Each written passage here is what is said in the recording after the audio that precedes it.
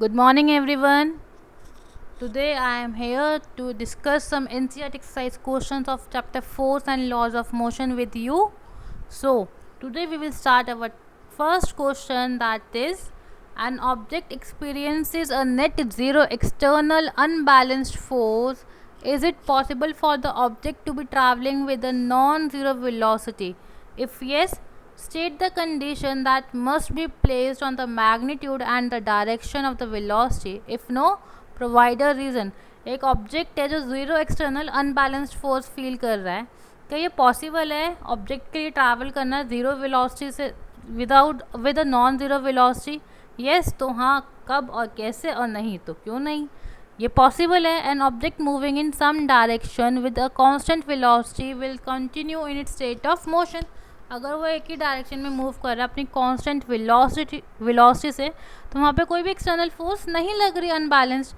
So in order to change the motion of the object some external force must act on it. Clear? So the next question is, when a carpet is beaten with a stick, dust come out of it. Now this question is discussed in your live class, that अगर हम blanket को jerk देते हैं तो उसमें से कुछ dust materials बाहर निकलते हैं. तो same question is asked over there. So when the carpet is beaten with a stick, the stick exerts a force on the carpet which sets it in motion. The inertia of the dust particles residing on the carpet resists the change in the motion of the carpet. Therefore, the forward motion of the carpet exerts a backward force on the dust particle, setting them in motion in the opposite direction. This is why the dust comes out of the carpet when beaten. That basically means कि inertia of rest लग रहा है वहाँ पे, inertia of rest, but particles motion में आ जाते हैं तो वो motion को oppose करते हैं. So that's why they come out. Now the next question is, why it is advised to tie any luggage kept on the roof of a bus with a rope. ये question हमने video में discuss किया था कि अगर object को आपने tie नहीं किया, जो लगेज आपने टाई नहीं किया बस की रोप पे, तो क्या होगा अल्टीमेटली? अगर बस स्टार्ट हो रही है, if the bus is starting from the rest, then it will fall forward due to inertia of rest. But if the bus is moving continuously and then comes to rest suddenly, then it comes in motion, and due to this motion does not want to change the motion, but when brakes are applied they come to rest and therefore the luggage fall forward. So same question यहीं पे पूछा गया है. When some luggage is placed on the roof of a bus which is initially at rest, the acceleration of the bus in the forward direction will exert a force in the backward direction on the luggage. In a similar manner, when a bus which is initially in a state of motion suddenly comes to rest due to the application of brakes, a force in the forward direction is exerted on the luggage. Depending on the mass of the luggage and the magnitude of the force, the luggage may fall off the bus due to inertia. Tying up the luggage will secure its position and prevent it from falling off the bus. Now the next question is, a batsman hits a cricket ball which then rolls on a level ground. एक cricket ball को hit किया, then after covering a short distance the ball come to rest. जब cricket ball को hit किया batsman ने तो ground पे role करती जा रही है, बट कुछ टाइम के बाद वो बॉल रुक जाती है. Then a batsman did not hit the ball hard enough. क्या रीज़न है कि बैट्समैन ने बॉल को हार्ड हिट नहीं किया? Secondly, velocity is proportional to the force exerted on the ball, कि वेलोसिटी डायरेक्टली प्रोपोर्शनल है फोर्स के. Third, there is a force on the ball opposing the motion, कि आपकी जो बॉल है उस पर एक अपोजिंग फोर्स लग रही है जिसकी वजह से उसका मोशन अपोज हो रहा है. और D part, there is no unbalanced force on the ball, वहाँ पे कोई अनबैलेंस्ड फोर्स नहीं है. So the ball would not want to come to rest, और वो रेस्ट में नहीं आना चाहती.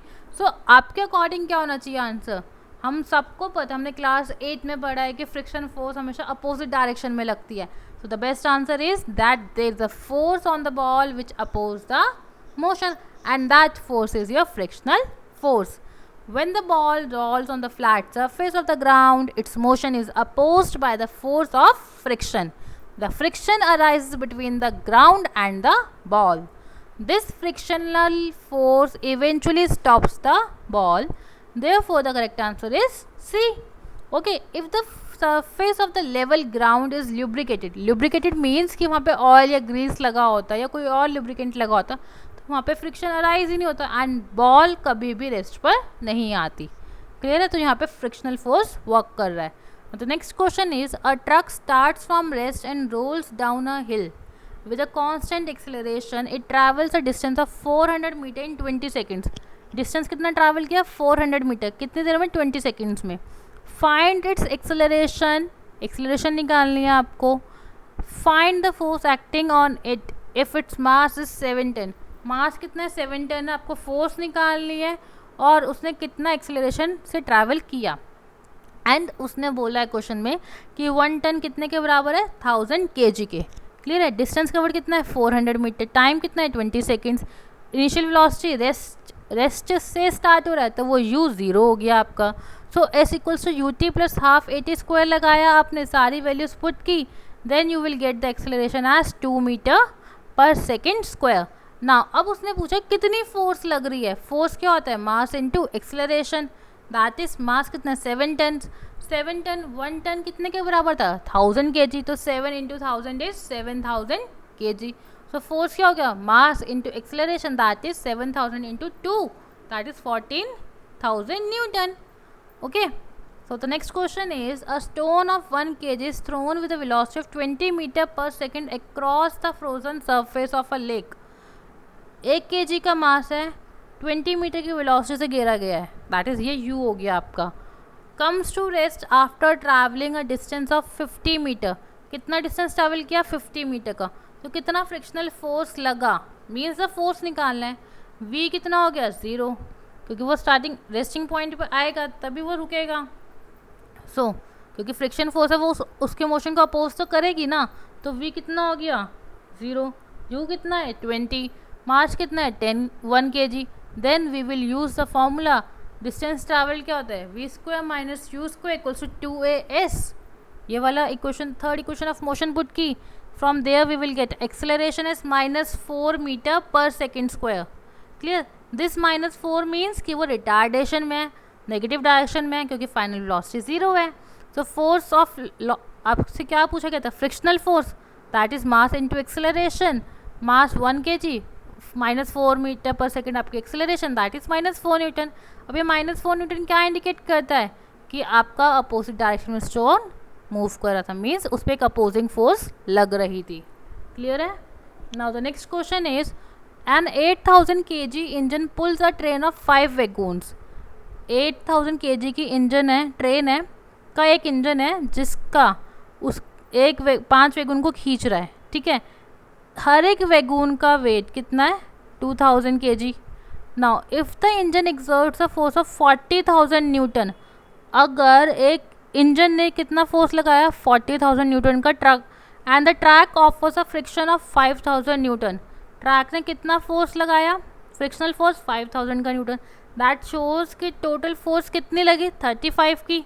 35,000 न्यूटन की लगी फोर्स, कि 5000 तो ख़त्म हो गए आपके, तो 35,000 की फोर्स लगी आपकी. Then calculate the net accelerating force. तो नेट फोर्स तो आपने निकाल ली कि फ्रिक्शनल फोर्स को टोटल फोर्स में से माइनस कर दिया. Clear? And the acceleration of the train.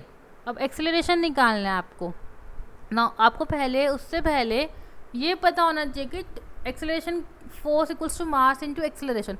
आपके पास टोटल मास होना चाहिए. एक का मास कितना है? 8000. वैगन का, इंजन का मास 8000 है, बट एक वैगन का मास कितना है? 2000. तो एक्चुअल में इंजन और वैगन दोनों इकट्ठे ही खींच रहे हैं. ट्रेन में तो दोनों चीज़ें काउंट होंगी. सो आपने टोटल वैगन्स का वेट निकाला, कितना होगा? 5 इंटू 2000, दैट इज 10,000 हो गया आपका. एंड मास ऑफ इंजन को इसमें ऐड किया, तभी तो टोटल मास निकलेगा ट्रेन का आपका. That will comes out to be 18,000. Now force क्या होती है? Mass into acceleration. आपने वैल्यू पुट की, acceleration becomes force upon mass, तो उसको सॉल्व करके आपके पास एक्सेलरेशन आए, दैट इज फोर्स. आप यहाँ पे 35,000 न्यूटन पुट करो, बिकॉज नेट फोर्स वही है आपकी. ओके. सो आपके पास एक्सेलरेशन आई 1.94 मीटर पर second square. Clear? Now the next question is an automobile vehicle has a mass of 1500 kg. Vehicle का मास कितना है? 1500 kg. What must be the force acting on between the vehicle and the road if the vehicle is to be stopped? With a negative acceleration of 1.7 metre पर second.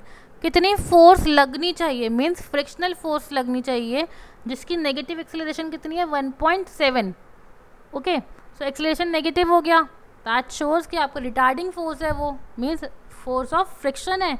मास दे दिया आपको, acceleration दे दिया आपको, second law of motion के according force equals to mass into acceleration put करना है, then you will get the answer as -2550 newton. Clear है? माइनस क्या इंडिकेट करता है कि वो फ्रिक्शनल फोर्स एक्ट कर रही है।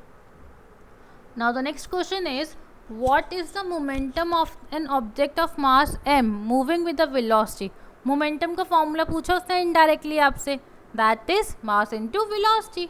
डी ऑप्शन सही है। Now using a horizontal force of 200 newton, आप एक हॉरिजॉन्टल फोर्स यूज करें 200 न्यूटन की।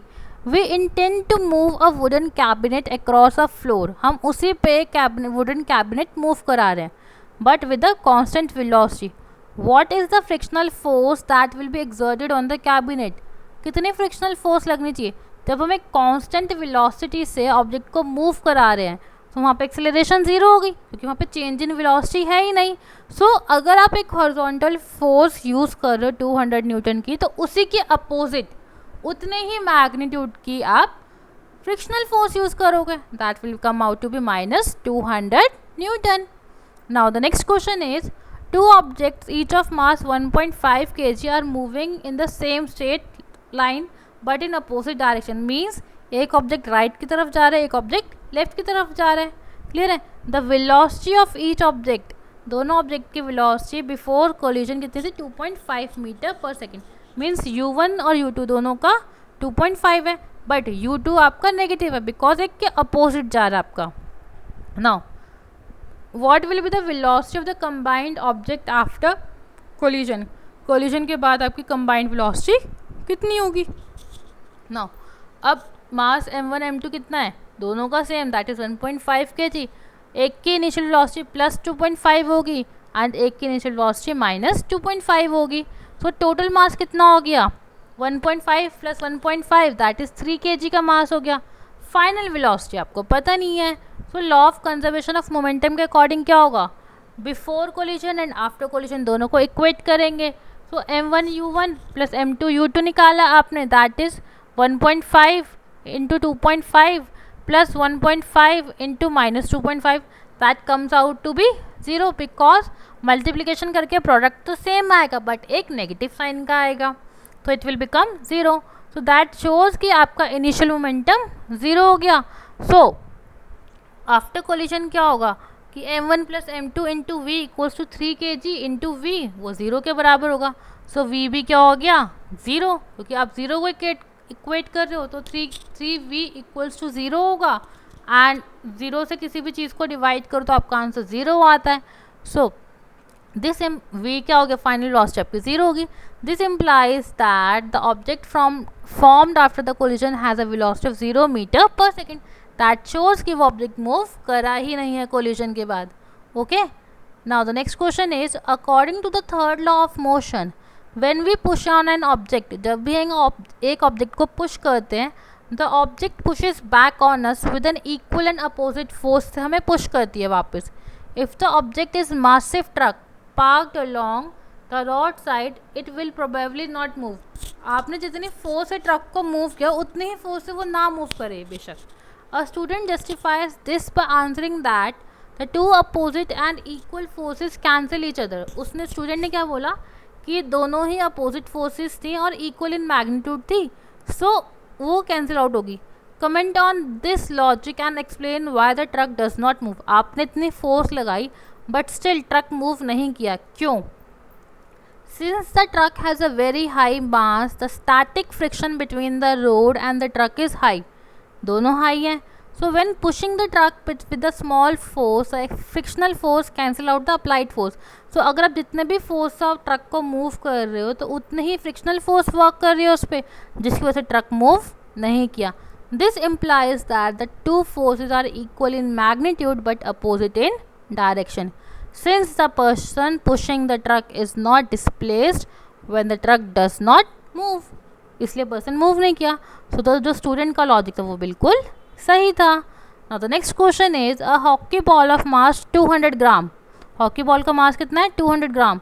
कितने स्पीड से ट्रैवल कर रहा है? 10 मीटर पर second. That is the initial velocity of hockey ball. Struck by a hockey stick so as to return its original path with a velocity at 5 metre पर second. अब वो 5 मीटर पर second की speed से वापस आ गया तो फाइनल वेलोसिटी होगी v इक्वल्स टू 5 मीटर पर सेकेंड. आपको calculate the magnitude of change of momentum occurred in the motion of the hockey ball by the force applied by the hockey stick. कितना magnitude आपको momentum का हुआ, आपको वो निकालना चेंज, और कितना फोर्स लगाया गया. बेसिकली तो मोमेंटम ही निकालना है. इनिशियल मोमेंटम क्या होगा? Mass into initial velocity that is 2000 gram metre पर सेकेंड. और फाइनल मोमेंटम क्या होगा? 200 इंटू 5, क्योंकि फाइनल वेलोसिटी आपकी 5 थी, दैट इज 100. चेंज कितना हो गया? फाइनल माइनस इनिशियल माइनस 100 का हो गया. सो नेगेटिव साइन क्या इंडिकेट करता है? कि वो कम हुआ है आपका. Okay. Now the next question is a bullet of mass 10 gram traveling horizontally with a velocity of 150 metre पर सेकेंड. एक बुलेट है 10 ग्राम की, वेलोसिटी कितनी है? 150 मीटर पर सेकेंड. वुडन ब्लॉक पर जाके रुक जाती है. टाइम कितना है? कितने देर में रुकते हैं? 0.03 सेकेंड्स में. डिस्टेंस निकाला है, कितना पेनिट्रेट हुआ है ब्लॉक के अंदर, एंड कितने मैग्नीट्यूड ऑफ फोर्स उस पर लगी है. सो मास कितना है? 10 ग्राम, दैट इज 0.01 kg. वेलोसिटी कितनी थी इनिशियल? 150. v कितना था? 0.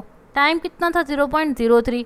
आपको क्या निकालना है? डिस्टेंस, एक्सेलरेशन, सो दैट आप वहाँ पे फोर्स कैलकुलेट कर सको. सो अब हमने क्या किया यहाँ पे?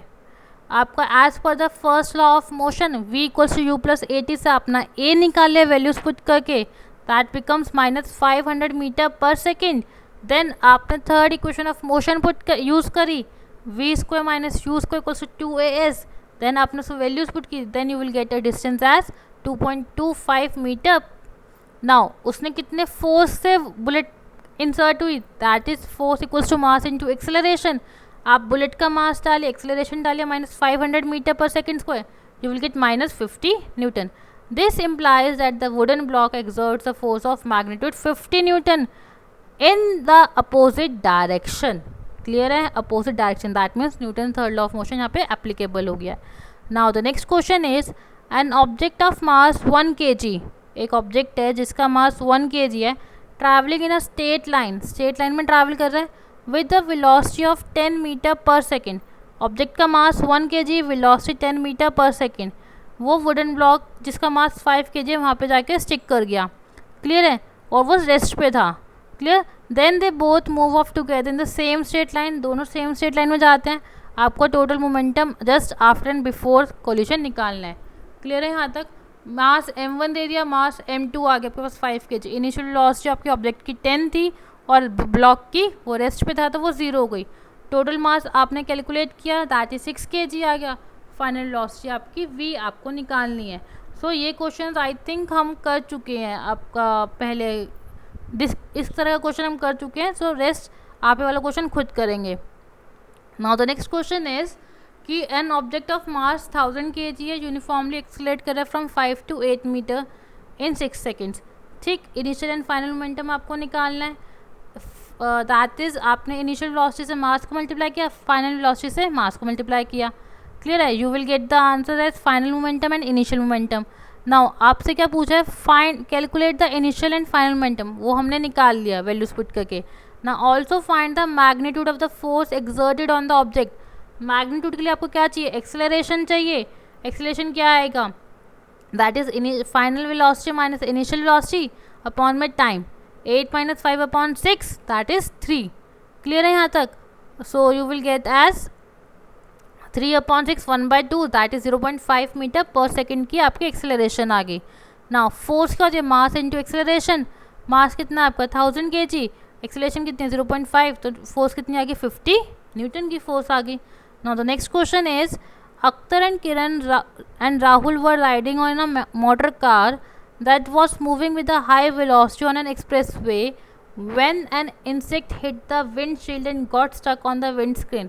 बहुत हाई स्पीड से कार जा रही थी एंड देन एकदम से एक इंसेक्ट आता है, उनकी विंडशील्ड पे स्टिक हो जाता है.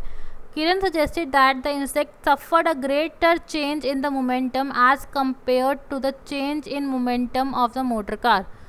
मोमेंटम, किरण ने क्या कहा कि मोमेंटम में चेंज हुआ, दैट्स वाई वो उस पर स्टिक कर गया. Now Akhtar said that since the motor car was moving with a larger velocity, it exerted a larger force on the insect. Akhtar कहते हैं कि कार बहुत ज़्यादा हाई स्पीड से, हाई वेलोसिटी से मूव कर रही थी, दैट्स वाई वो इंसेक्ट उस पर स्टिक कर गया और इसी वजह से उसने एक हाई फोर्स भी लगाई. And as a result the insect died, जिसकी वजह से इंसेक्ट मर गया. Rahul while putting an entirely new explanation said that both the motor car and insect experienced the same force and a change in their momentum. Rahul ने कहा कि उसने क्या कहा कि मोटर कार और इंसेक्ट दोनों में ही बहुत ज़्यादा फोर्स से एक्सपीरियंस कर रहे थे एंड उनका मोमेंटम एकदम से चेंज हो गया. सो किसकी सजेशन सही है? किरण का सजेशन सही है क्योंकि वहाँ पे एकदम से मोमेंटम का चेंज हुआ था. Okay, the Kiran suggestion is correct. The mass of the insect is very small and हम जानते हैं मोमेंटम में वेलोसिटी में मास का इम्पैक्ट पड़ता है. जितना ज़्यादा मास होगा उतना ज़्यादा मोमेंटम होगा आपका. The mass of the insect is very small when compared to the mass of the car.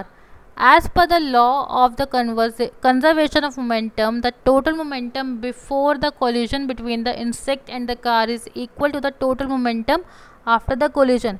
Therefore, the change in the momentum of the insect is much greater than that the change in the momentum of the car, since the force is proportional to mass. Akhtar suggestion भी सही था.